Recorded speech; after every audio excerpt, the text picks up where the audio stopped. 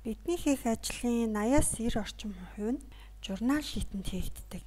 Энэ шийтэнд КАС, харилцагын тайлан, ерөнхий журнал, харилцагч тус бүрийн авлага өглийн тооцоо, бүх дансны ерөнхий данс болон тооцоо нийлсэн акт зэрэг туслах тайлантай холбоотой бүх хавсраг үйлдэлүүд ерөнхий журнал дээр давхар хийгдэж байдаг.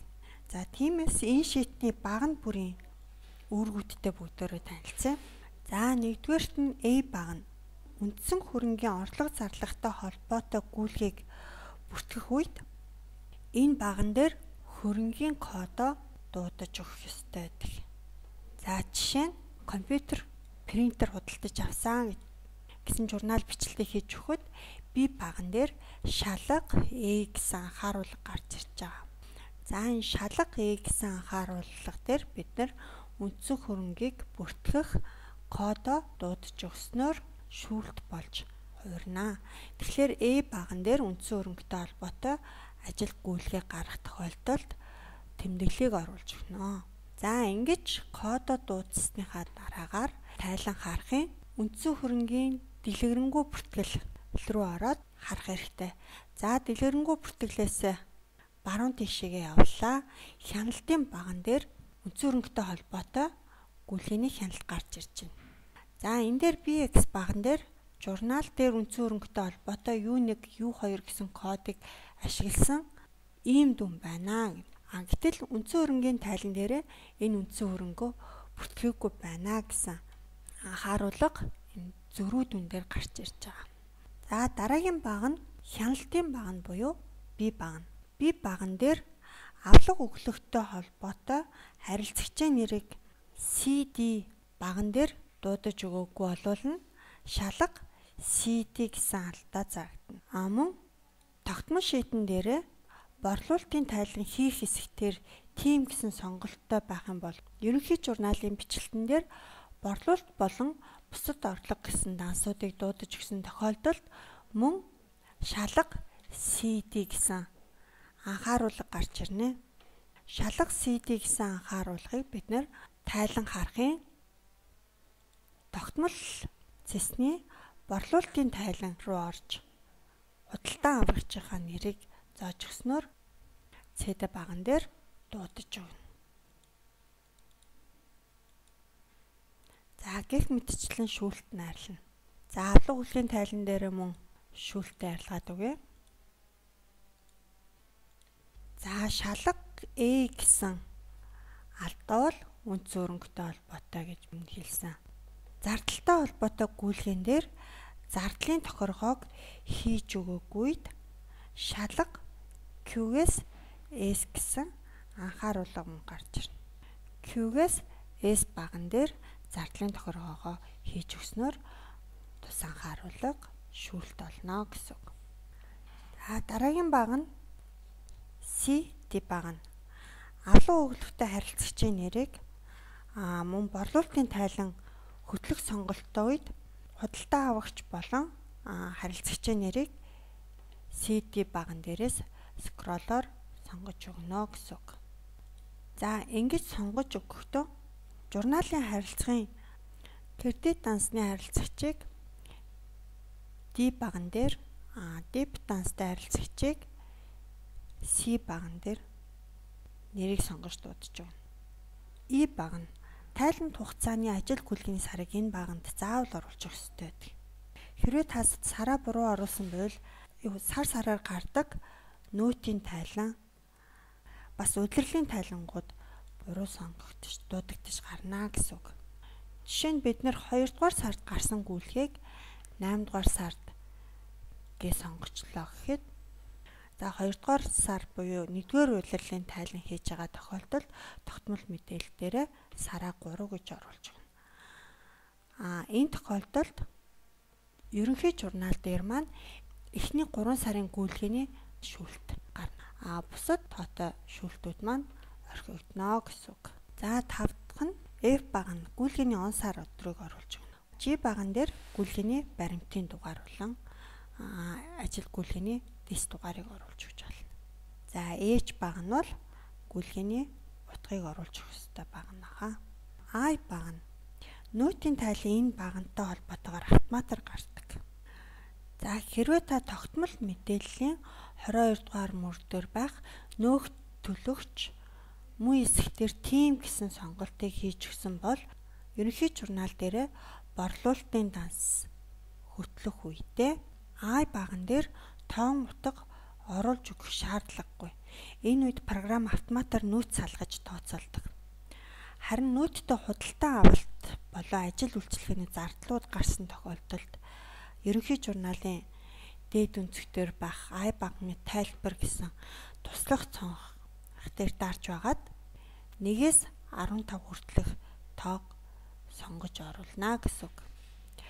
Жишээ нь нөөцтэй худалдан авалт хийсэн бол 1, гайлаар бараа оруулж ирсэн бол I баган дээр 3 гэсэн тоог, суудлын автомашин болон түүний сэлбэг худалдан авсан бол 6 гэх зэрэг тоонуудыг I баган дээр оруулж өгнө гэсэн. Харин танай компани нөөц төлөгч биш бол тогтмол шийтэн дээр нөөц төлөгч мөн эсэхтэр үгүй гэсэн тохиргоог хийж өгсөн бол ерөнхий журнал дээр ямар ч тоон утга оруулж өгөх шаардлагагүй гэсэн үг. За дараагийн баган маань JK баган.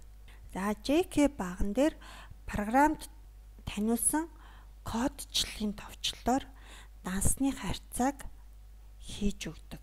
За гэх мэтчлэн эдгээр дансаар бид нэр журнал бичлэлийнхаа дансны харьцааг хийж өгнө.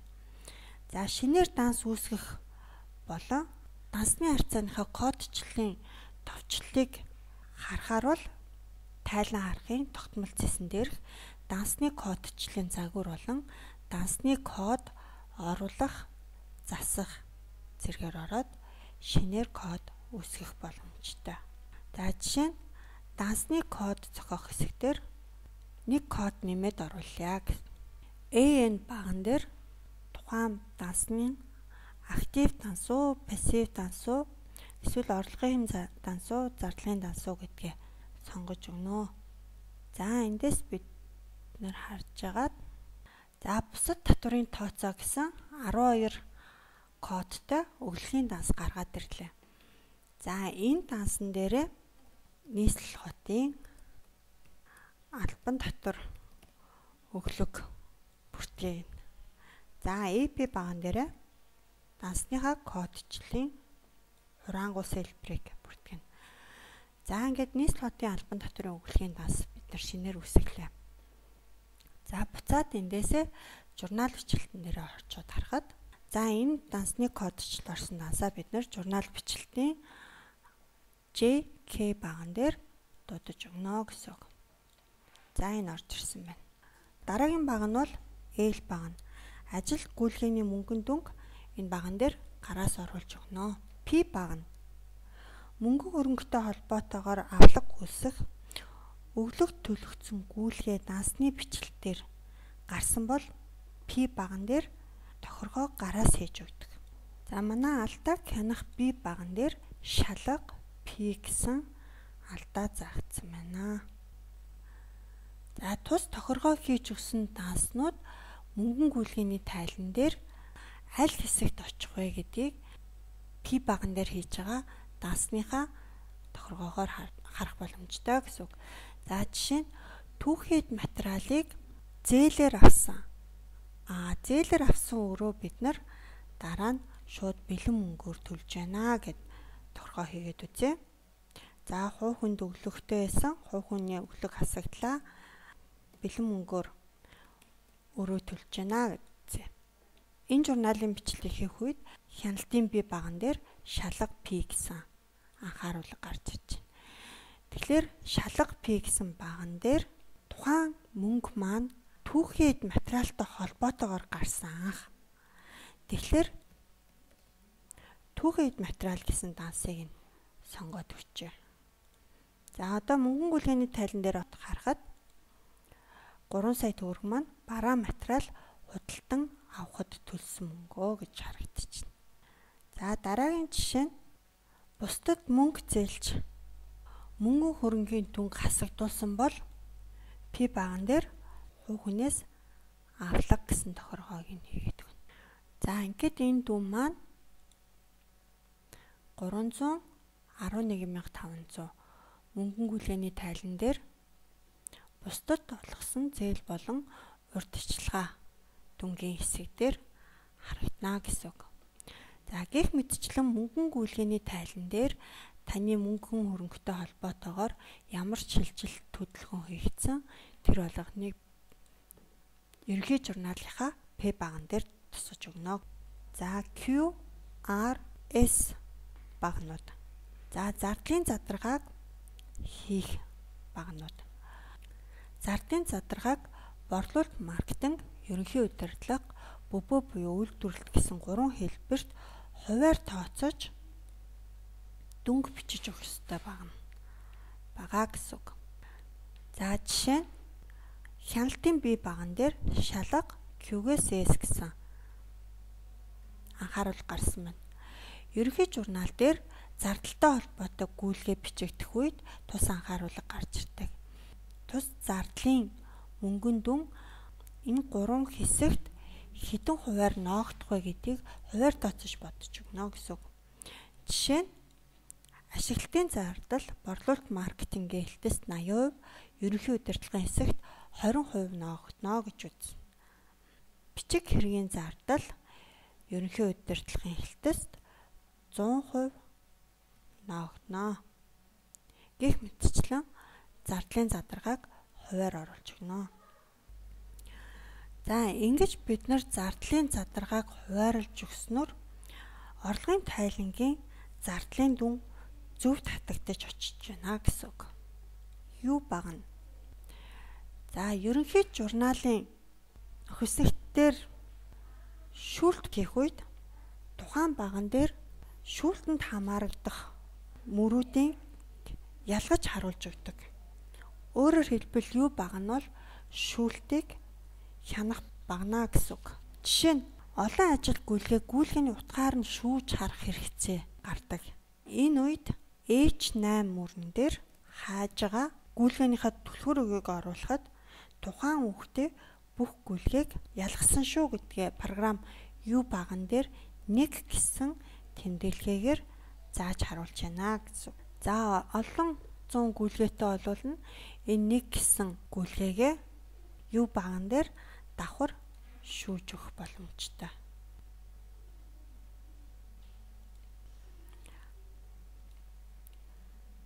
За юу багныхаа фильтрийг түр авчээ. За юу багны дараагийн жишээ нь нэг дансны ерөнхий дэвтэр буюу чагтан дансыг харахын тулд CD7 мөрөн дээр харахыг хүссэн дансныхаа кодыг сонгож өгөхөд юу баган дээр дэвтэр гэсэн үгээр тухайн дансны бүх дебет, кредит гүйлгээг ерөнхий журналаас салгаж харуулдаг. За туслах цонхонд заавар гарч ирж байна. За касс гэсэн дансны ерөнхий дэвтрийг харахын тулд тайлан харахын журнал шитний ерөнхий дэвтрийг дарж өгөө гэжсэн.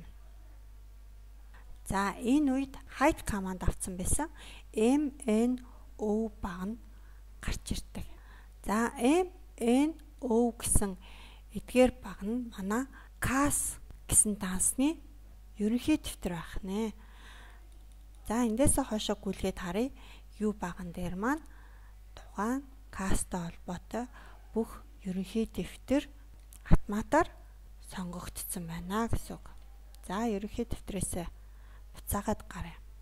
Ерөнхий дэвтрээ хураангуйсан хэлбэрээр биш ерөнхий журналтайгаа хослуулж харъя гэсэн үедээ юу багны select all-ыг нь сонгоод харчиж болно.